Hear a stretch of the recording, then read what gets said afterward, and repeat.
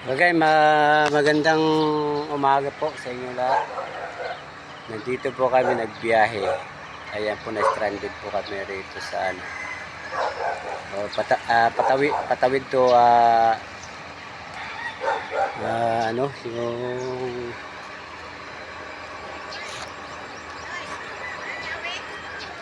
yung hindi raw kami makano dahil yung ano, yung tulay na San Juanico Bridge na ano daw siya na nag-crack. Kaya hindi makadaan yung mga bus. Yung malaliit lang ng mga sasakyan po ang makadaan. Ayan po, ang daming bako. Ayan, hanggang papunta ron.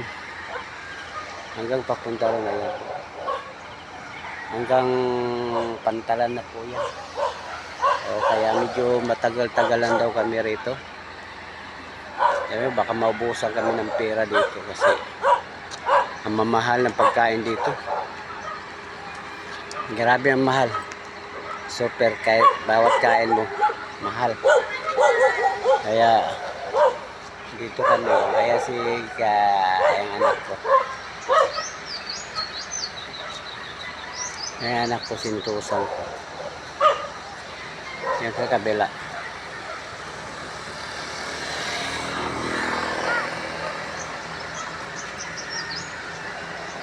Ang dami oh. Yan oh. Wala pa kami kasiguraduhan kung makakadaan kami. Tatawid kami Tacloban.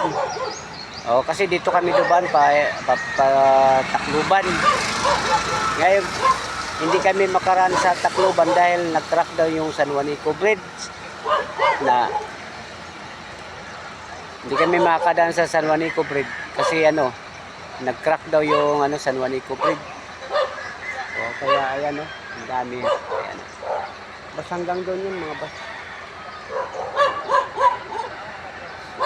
Ang dami papuntang Pantalan. Ang dami. Hindi kaya siguro makarga sa ano, mga 3 balik o 4 balik yan. Mga 4 na balik siguro. Kaya mahirapan kami ngayon. Yan po. Hanggang doon po yan. Pantalan. Hanggang Pantalan. Hanggang dito sa ibabaw. Yung mga bus.